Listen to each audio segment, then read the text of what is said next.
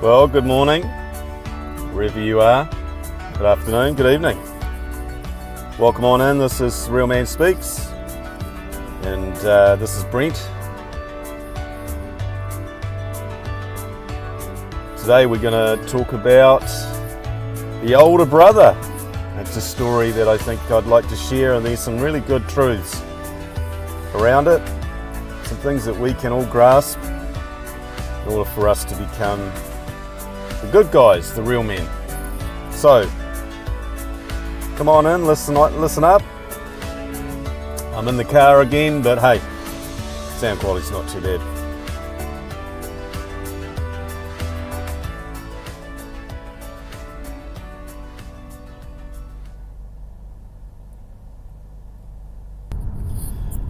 Okay. Well, just a quick few things I want to cover off before we get into the older brother story.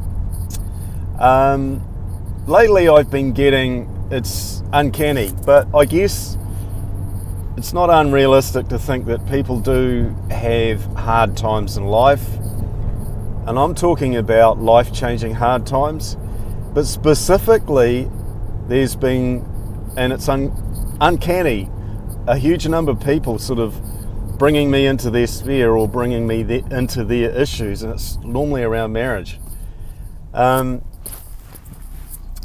got no real answers, and I'm the kind of guy who listens, offers advice, and is loyal to friends and anyone, and I'll go a little bit extra. I'll go the extra mile to actually ask them how they're doing, the follow-up. That's really important. So if you've got friends or you're going through some of that horrible divorce stuff or separation or relationship issues, could be with children, could be with a partner or a work colleague or a boss, you've got to deal with it. You really have to deal with it. One of the things that men often do, and I dare say more so with women as well, is we have our own boundaries. We have our own, I guess, castles, silos, safe places. For men, I think a lot of it's kind of anger. We can focus. Oh dear. We can focus deeply on and be passionate about justice. We can sort of say, well, they did this, therefore it's their issue. One of the great things about being a peacemaker and choosing to find the right answer is not that you're going to, people have this common word called being a cuck. It's kind of like, not in my vernacular, but just being soft. If I choose that path of being a peacemaker, I'll be soft, I'll be vulnerable, I'll just let people ride over me. And in fact, it's not macho, but it is masculine in some ways to actually allow the other person to have their say. It doesn't mean that you're soft. To actually accuse you of all those things and vent their anger and all the rest of it, just because your aim is to resolve the thing, the dispute, the issue, doesn't mean that you're soft. So one of the things that I found very helpful is I've had to tell myself, although you have this grievance or this issue, then you need to, and I say to myself, you need to back down and you need to find the answer through a path of peace. This happens in marriages. It has to be a decision that you make, that you're not going to be this continual hard man and that people must conform to your will or must indeed adhere to your standards. I've been someone that's been incredibly angry, and it's got me nowhere because people don't see what you're thinking. They don't understand your background. As soon as they meet you, they go, oh, he's a bit feisty. And that's okay, It's good to have a bit of spark, I'll shake someone's hand, I'll look them in the eye, and I'll squeeze their hand hard. Firmly. Let them know, yes, I'm meeting you, I'm interested in you, I'm shaking your hand. But they don't know that at the age of 5, my father left. They don't know that the bitterness that I've carried around being rejected, not by just family, but rejected by almost everyone, being raised in poverty.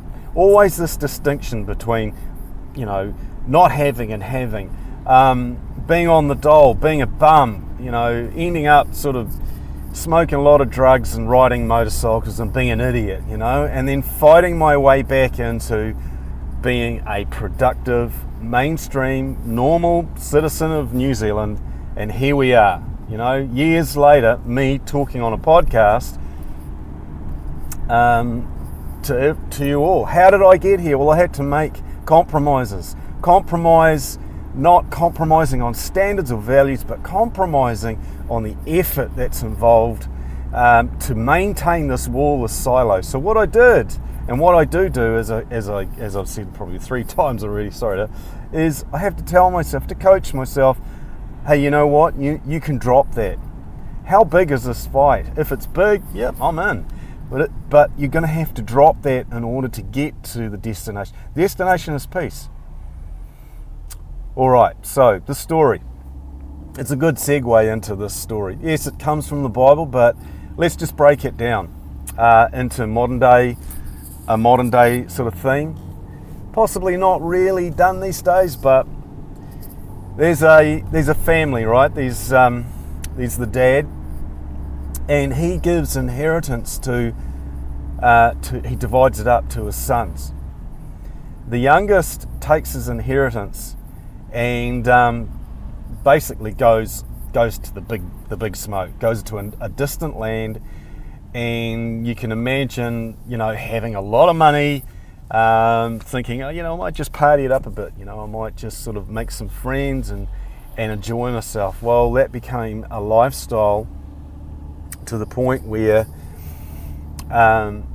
he basically spent all his inheritance on bad living. We don't need to go into what exactly he did, but just squandered his inheritance. Now that land had I guess these days you'd call it, had a depression, and there was a severe sort of this. The Bible talks about a severe famine in the land, severe. So it affected everything, right? So there's no way to work yourself back to some form of good living because everyone's suffering. No chances or opportunities to actually, do something incredibly entrepreneurial to get out of there. And so he found a job, and his job was to feed the pigs, this young guy. And he was sort of, I guess, coming to a point of realization one day while he was feeding the pigs. My dad, back then they had servants. The servants are treated better than what I've got, my lot in life at the moment, because I'm feeding these pigs, and even these pigs are eating better than me. And he sort of thought, I know what I'll do. I'll go back and I'll ask my dad, look, I blew it, and what I'll do is I'll say, I'm happy to work as a servant, That realization brought him back home, and he travelled back to visit his dad. Now, the story goes that the dad was every day going out to see if his son was going to return. Obviously, they didn't have texting or email or internet to catch up, maybe find out, what's going on with this guy. He might have posted something on Facebook or whatever. So the dad would go to the gate, have a look, see if he was there, and then go back to, I guess they were farming. Now, the son comes back, and the dad, not while he was that far away, the dad is already running to greet him, and the dad embraces him, hugs him, loves this kid, hugs him, brings him in and says, and there's this religious statement the boy makes that, I didn't just ruin it and sin against you, but I sinned against God, and I've come back and listen, I don't really care to be a son, to have that status, to be able to, be restored back. I just want to work for you. I've realised I blew it. Now the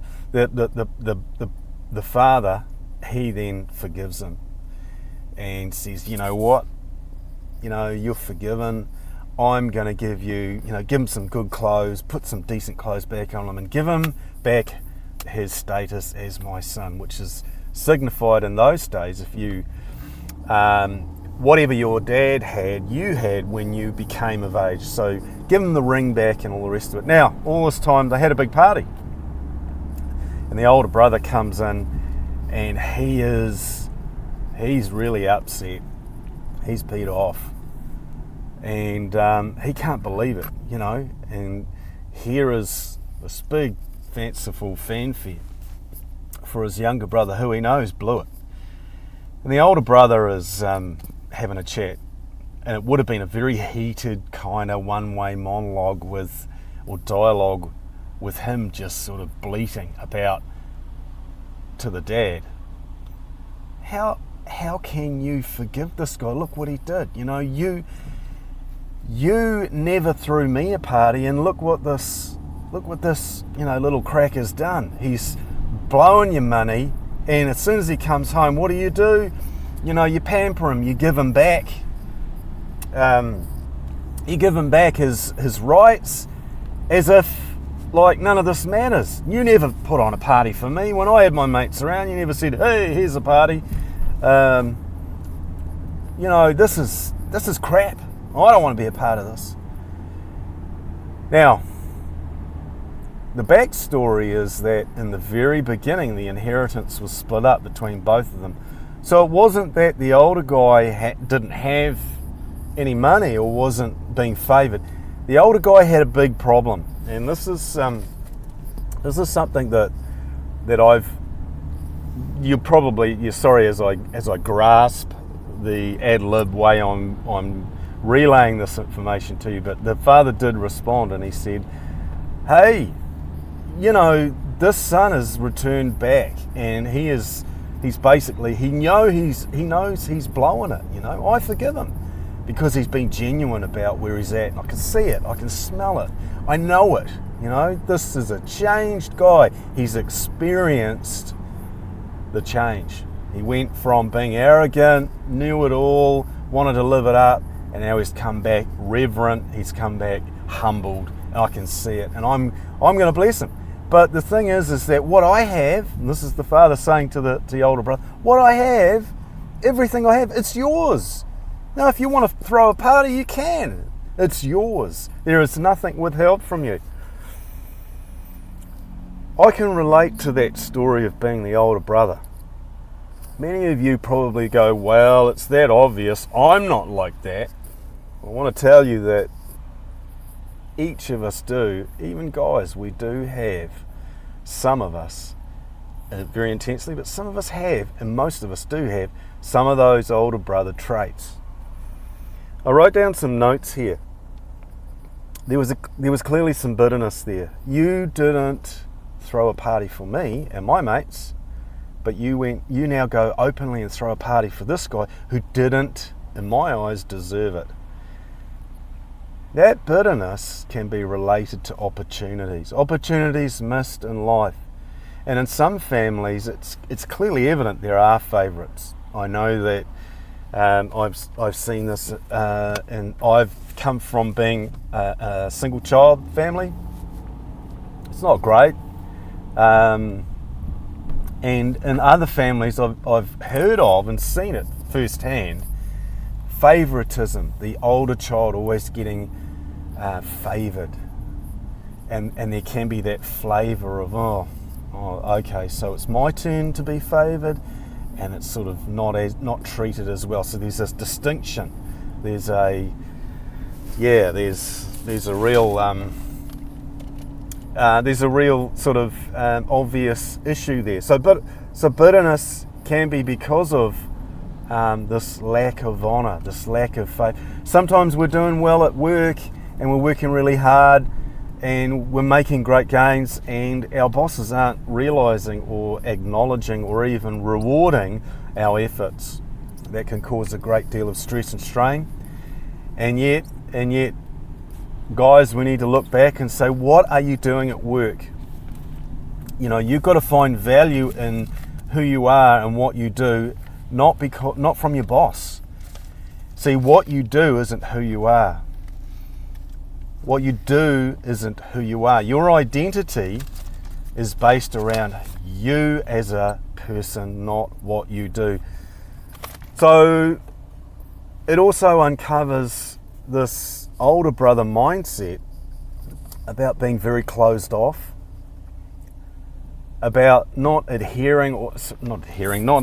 acknowledging the present status. You know, people do change. This brother that he knew, he changed, and he didn't have the heart to actually say to himself, you know, I guess he's right. You know, this guy has changed. He doesn't deserve the kind of judgment that I'm placing on him. But we do it all the time. We have this closed mindset, as if we understand life in and out, and we are able to judge things purely at face value without even really looking into it and asking ourselves, hey, do you really think that? Do you really think that's the case? And this slight question, this questioning of our own motives maybe, and questioning of our judgment, causes us to actually think, maybe I haven't got the full story. That's a good place to be. And see, this is relating back to that earlier bit about taking a stand, having your own silo, and being not heading towards a resolve or being peaceful. You know, wanting to get on with people doesn't mean you're a softie. Doesn't mean you're a big pushover. Doesn't mean you're losing power. That closed mindset is going to keep you caged. Okay? It's going to keep you caged. Opportunities. Okay, so bitterness takes over. Now we're living out of a feeling of being wronged. If you're hanging on to that anger and it's been buried deep, it's going to fester out in attitudes. When I work in IT. I'm starting a new company very, very soon, and I've been preparing for this for a couple of months. But I came from a background of, what could you say, in the automotive background. I spent 8 years as a mechanic, and I just got bored. I got sick of the workshop lifestyle. Everything seemed it just didn't stimulate. And so I took a career in IT, but I carried through some really bad attitudes. It was always about them and us, management and those on the floor, you know, boots on the ground and upper brass. There was an incredible amount of vitriol towards anybody with authority or who made decisions that affected us. This attitude, wasn't aware of it, carried through not just to management, but to salespeople of all people.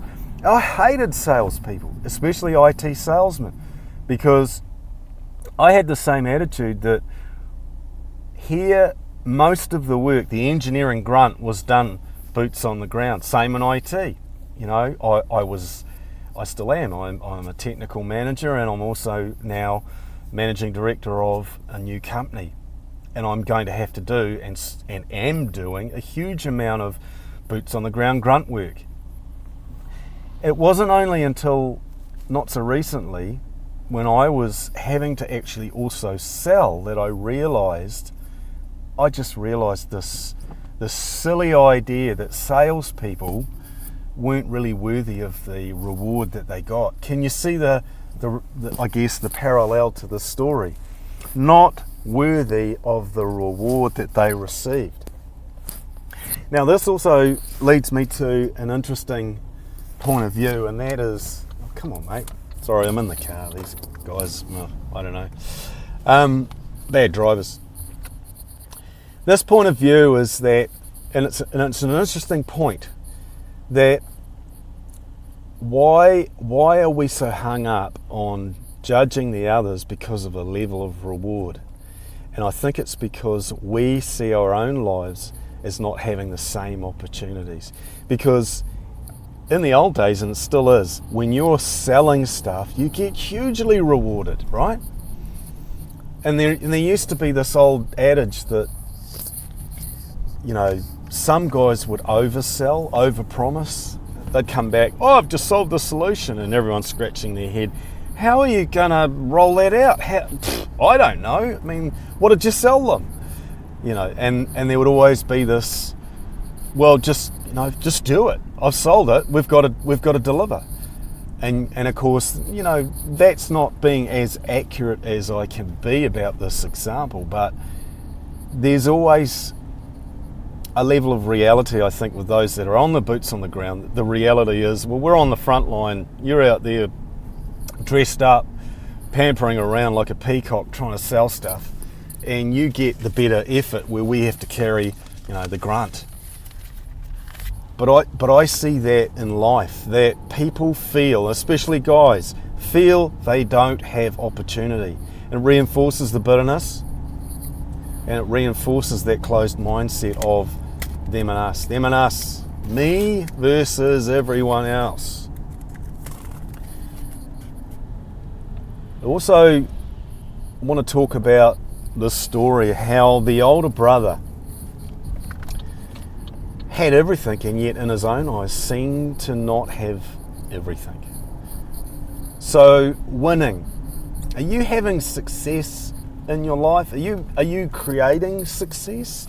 Or are you living feigned success through other people's eyes? This is something, a little trail that we could go down and explore later, and I think that might be a good thing to do. But briefly, idol worship. You know, we do it in sports, we do it with celebrities. I must admit, I have a fond affection for Kelly Slater, the 11-time world champ surfer. He's 47 and he's still in the top 10 this year, making semis, making quarterfinals and blowing away the young guys, and I really admire him for that. But although he's successful, hugely successful and a rich man, do I give over that my own efforts and success or ventures to be successful, do I hand them over to those who are actually going out there and creating success? If you boil down a sports game, nothing's set in concrete unless it's fixed, right? And even more so in the surfing, competition surfing, where you're surfing with individuals, it's up to you, not up to the team, to actually win your heat and surf better than the other guy. That's creative. You see, that's creating your own success. But I think in some ways when we give up to the fact that we have to own our successes, it becomes idol worship, and we can kind of say, I can't do what you do, but I want to be like you. I want to do what you do. I want to have the same success as what you have. And so I worship you. And I think idol worship just robs us of the potential to be just as successful, not necessarily be the same or have the same success or be as charming, alluring, as athletic, as beautiful, as poised, as articulate, as intelligent, as gifted, as talented as those who are heralded by this world, by our peers, other human beings, as the best, as the greatest, as the most deserved, the ones that need the most rewards because they are who they are. You can be successful and you can enjoy winning and you can enjoy. So I'm asking myself and I'm telling myself, you need to gather in the successes. Look at what you've achieved. Those are yours. Those are yours to revel in and to be thankful for and grateful for. See, if we keep up with idol worship, some of the stuff I was talking about, talent, about beauty, I think there's, and this word pornography, porn, doesn't necessarily mean just sexual porn, but it can be a voyeuristic, a idol worship, a thing that you grasp and gain something short-term from. You can have a pornographic view of, of your career, or someone else's career. A pornographic view of the person, the sales guy in your company, who's the nice guy, who wins all the deals, who's got the great new car, rocks on up with, new mags, the whole thing. And you're just looking at him going, oh, I'll never be able to be like him. The older brother mindset just starts to stamp you into submission. No, you'll never be like him. No, you'll never have those opportunities. So therefore you must settle to actually just observe and in a voyeuristic way end up worshipping that which you can't obtain to be. That's a lie, because you can be the best possible you. And this is what guys need to understand. When you're in conflict in relationship, it's not about losing ground. It's about joining hands and saying, by shaking hands, I don't have to agree with who you are, what you do, but I do agree that when I'm in this conflict, it can be hugely bitter. You're not going to rob me of anything. I'm willingly giving it. I'm giving you the opportunity to make peace. I'm giving you the opportunity to speak to me. I'm actually giving you the opportunity to yell at me, to scream at me, to be bitter with me, but you're not robbing me of any accusation or anything you're trying to do, because I know who I am. I'm the real man. I am me and I will stand. And this is, I guess, this is my mandate. I want guys to stand up and take this nation back and say, fathers are important. To say, abortions are wrong. Life does matter. And to say to our kids, you're not entitled. You're not entitled. But we've got your best interests at heart. We're parents. Your parents. And we know what's best, because we have the privilege of raising you. That's a parent's right. Okay, I've gone on enough. I hope you're encouraged by this. I'm going to continue this particular sort of older brother attitude as it flows into various other areas. It's the ability to be able to draw out what I'm saying and apply it to your own line of thinking. I'm not telling you how to think. I'm not telling you what to do. I'm exposing some of the lies and some of the things that dog us as men. Okay, so I'm going to leave you with that. I wish you all a really good day, whatever part of the day you're in, maybe even having a great sleep.